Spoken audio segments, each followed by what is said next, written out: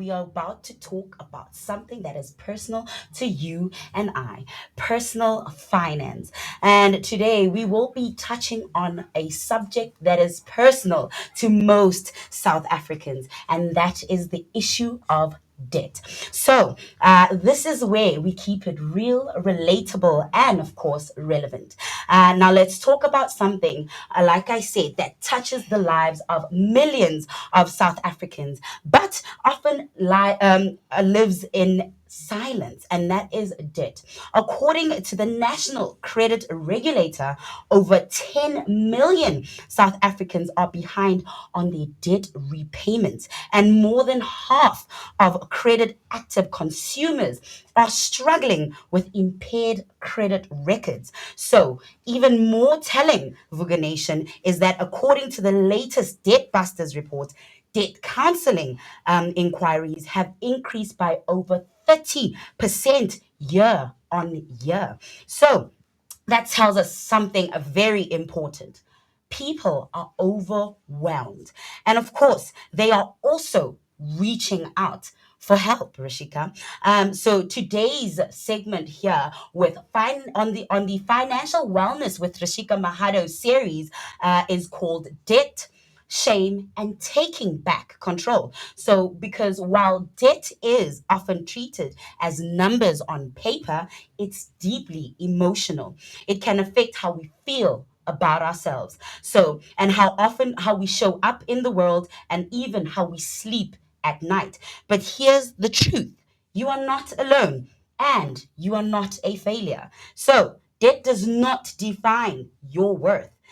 In this conversation, we're about to unpack the emotional weight of debt, explore how shame keeps people stuck, and more importantly, how to take back your power with clarity and confidence.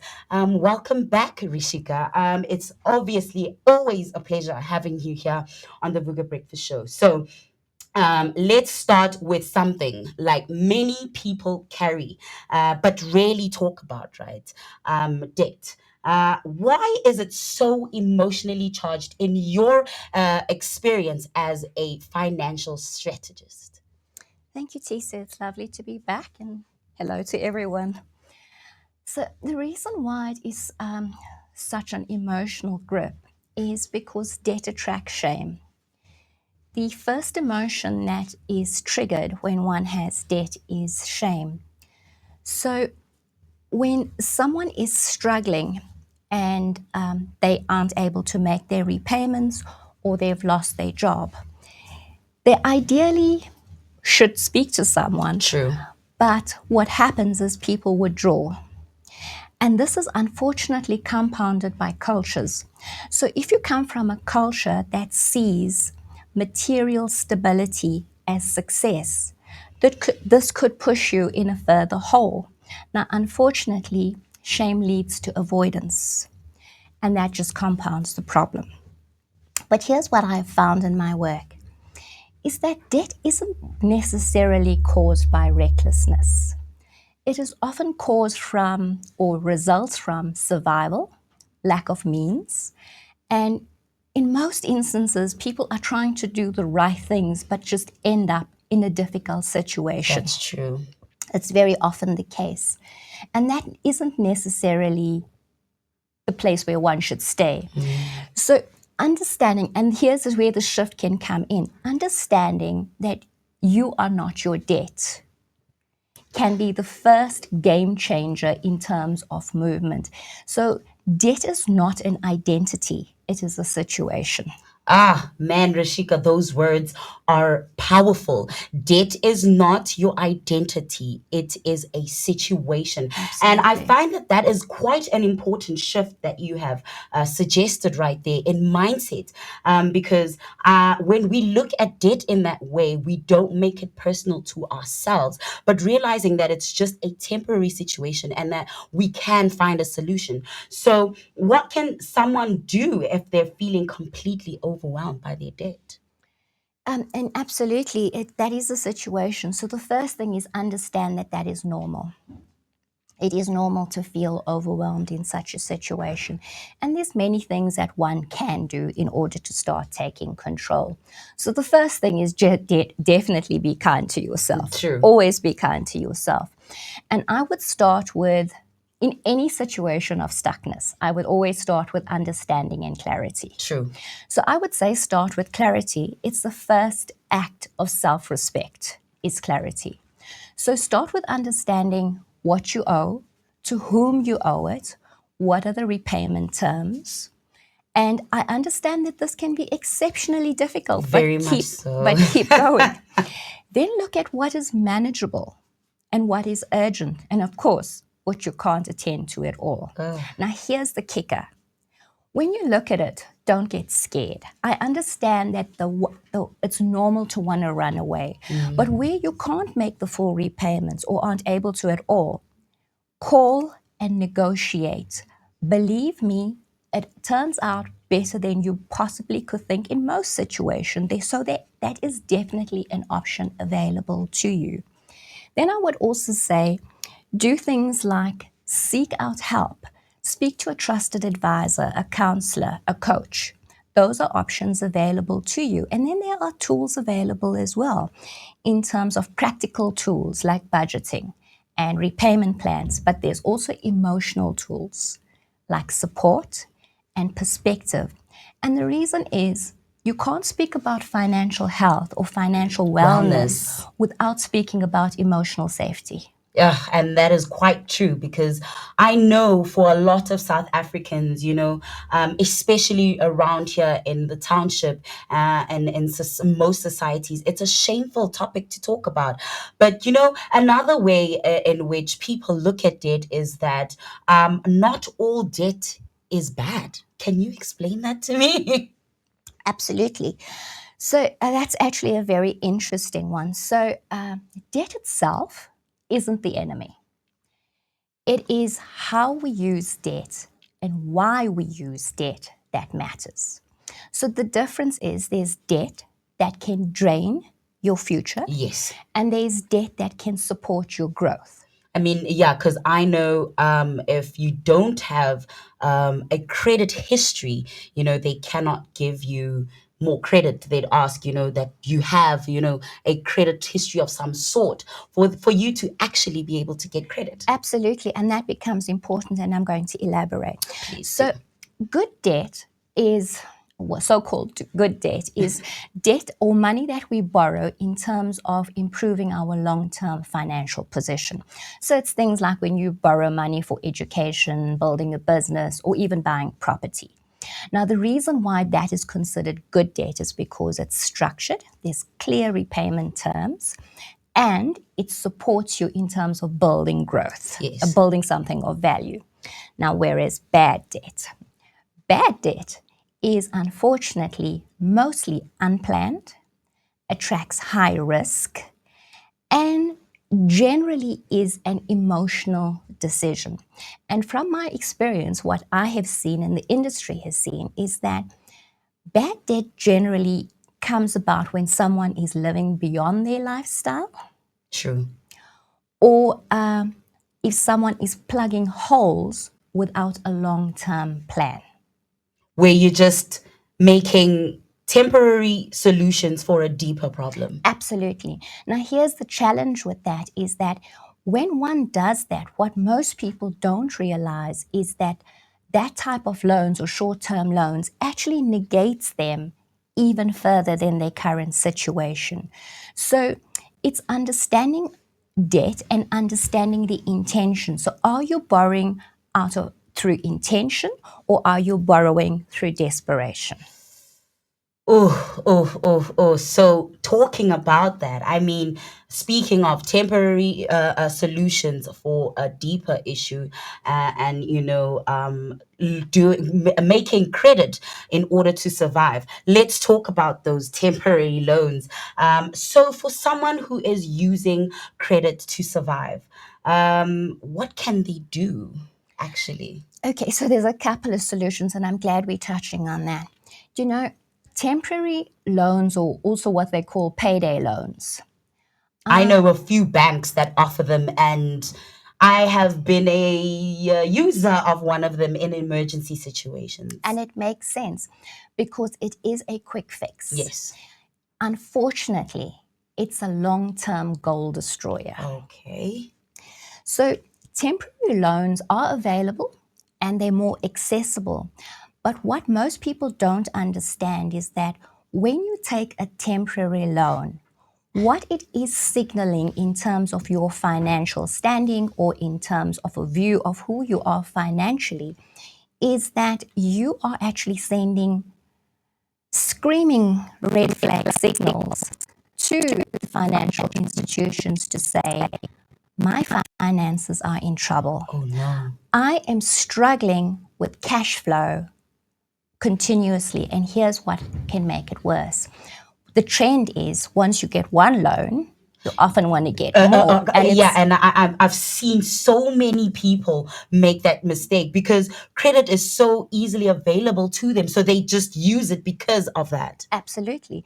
Now, the challenge with that is that you are destroying your credit record. So, what those loans do is that it firstly hurts your credit score. Okay. Then it also makes your situation worse in the future for borrowings because you are flagged as a risk and as a red flag in terms of your patterns. So when banks look at this or financial institutions look at it, they're not necessarily looking at whether they are obviously looking at whether you repay the loan, Yes. but that's not the only criteria. The other important criteria that is looked at is patterns. So it is how you're borrowing, and where you're borrowing from. Now, that tells a story about your financial standing. So, while a short term or payday loan might seem like a quick fix, it is a long term goal destroyer. And especially if you're looking at things in the future, like planning to buy property or start a business, etc. Sure, Resheka, you just put me on some real relevant information.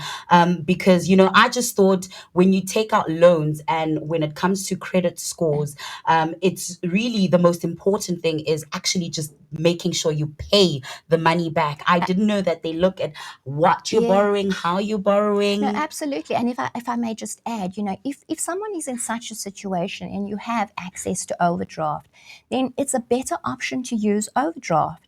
And the reason why you want to rather use an overdraft or at least try to get an overdraft facility is the interest is lower. Okay. Secondly, an overdraft is not flagged as an additional loan. Ah. So therefore you're protected. And thirdly, it is seen as a less risky option, obviously if repaid responsibly. Vuga Nation, right there was a real financial hack from Resheka Mahadow. And of course, she is about to still go into the conversation as we go deeper into how debt, what debt is, and obviously taking back that control and dealing with, your debt. So let's talk about when someone has now, you know, is overwhelmed and now has ruined everything and they don't know how to uh, now mitigate this. So when should someone actually seek professional help with their finances? Okay, so there's a couple of things that we need to look at. Generals, public should know this.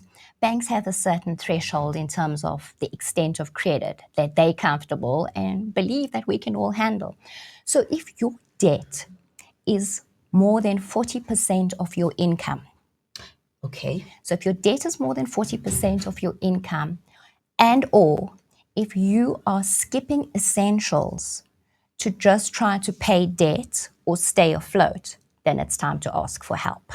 Oh, if your debt is more than 40% Yes. of your income, then that means you're in trouble, Vuga Nation. Well, That is you're when already in quite a lot of trouble. I would say a safe place to be is ideally 30%. 33 is pushing it, but yes, 40% you are definitely in need of help. And there's options, there's tools available to assist you. So, for example, if you are someone who is over indebted and you are needing legal security, not just financial, Yes. financial and legal, Legal. because you haven't paid for a while, then you want to seek the help of someone like a debt counselor. Okay.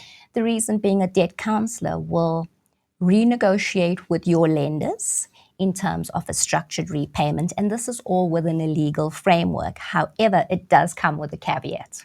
And that caveat is that you cannot have access to credit during that period. That's true, yes. Then there's another option like debt consolidation. It depends on where you might find yourself. So, for example, if you still have a good credit score and you are still struggling, now debt consolidation basically rolls up all of your debt into one. But again, it has another caveat in that the interest rate that you offered has to be less than what you're paying. And again, if you take additional credit during that period, then you've defeated the purpose. And then we spoke about overdraft facilities, like, you have access to that to help you with cash flow. Now, something that's often overlooked and what viewers should also be aware of is credit life insurance. If you have credit life insurance, look at the fine print. I'm not saying it's on all policies, but look at the fine print.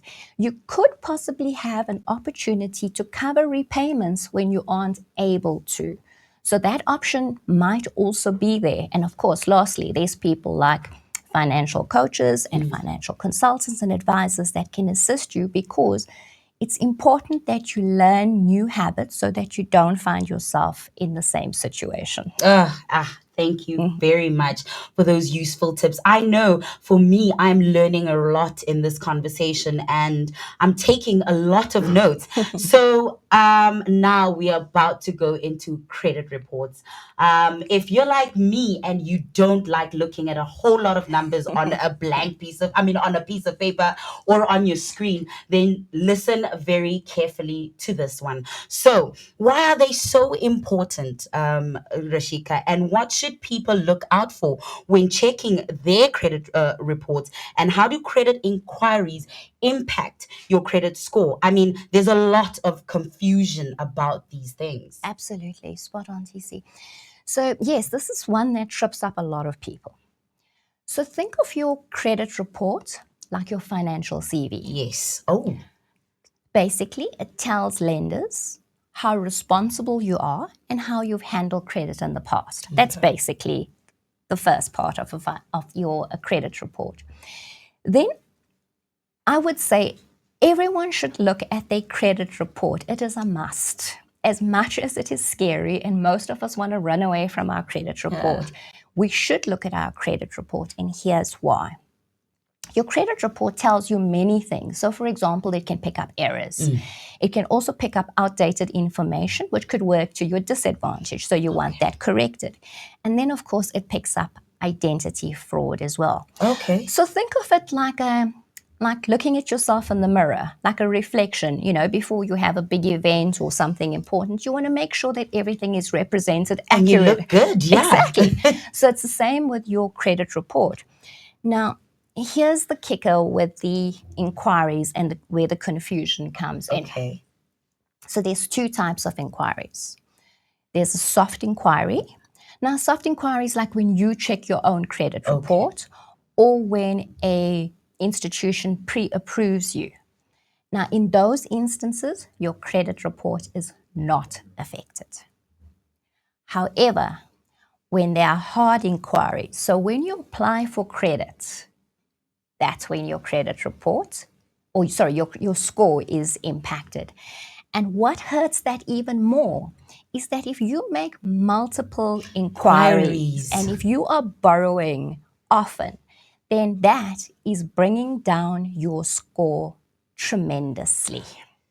So be aware as to whether it is a soft inquiry or a hard inquiry. And if you don't know, if you are not initiating it, and if you are not giving permission for it to be initiated, then yes, it is going to impact your score. Now, here's some good news.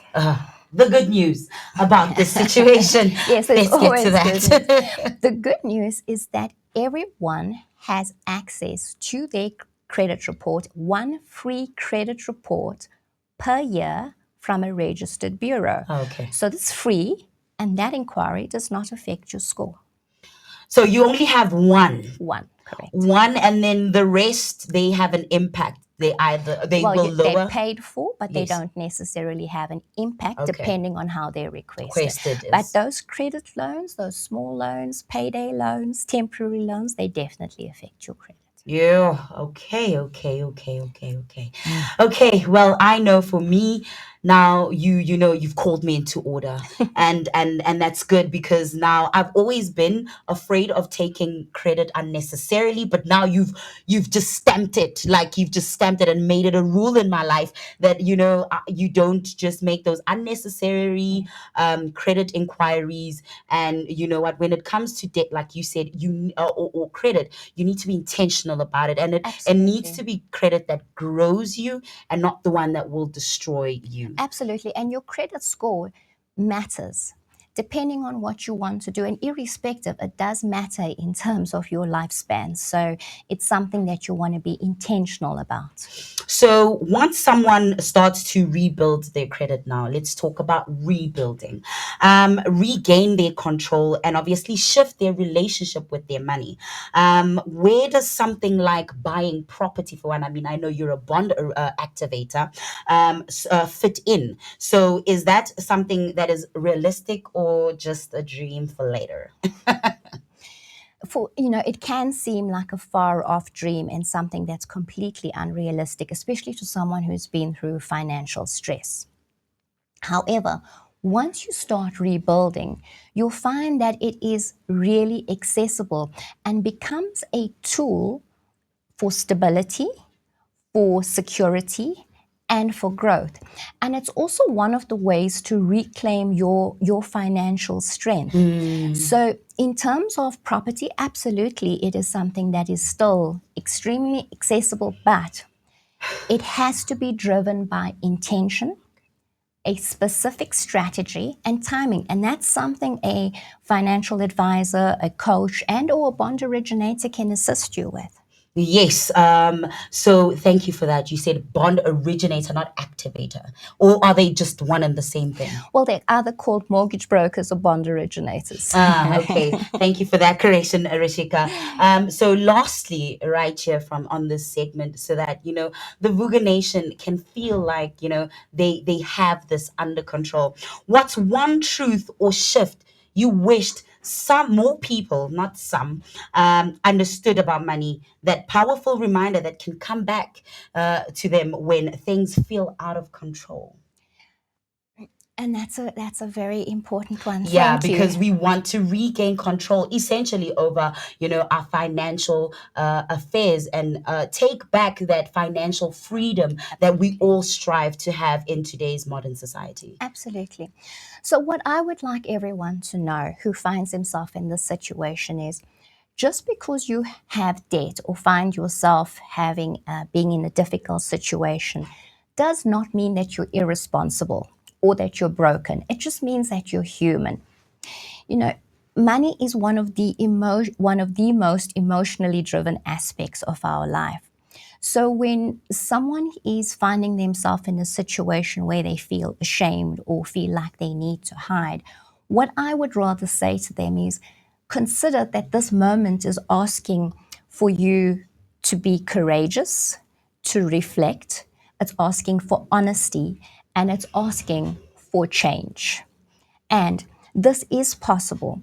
So, what I would like people to know is that take one decision at a time.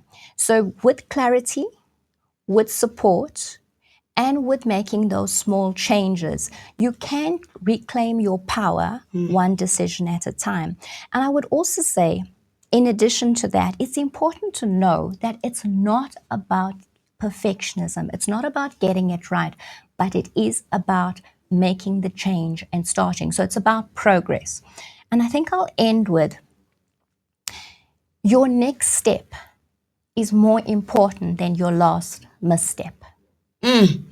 Your next step is more important than your last misstep. Absolutely. What a powerful conversation, Booger Nation. You know what? It was honest, necessary, and hopefully it was healing to you.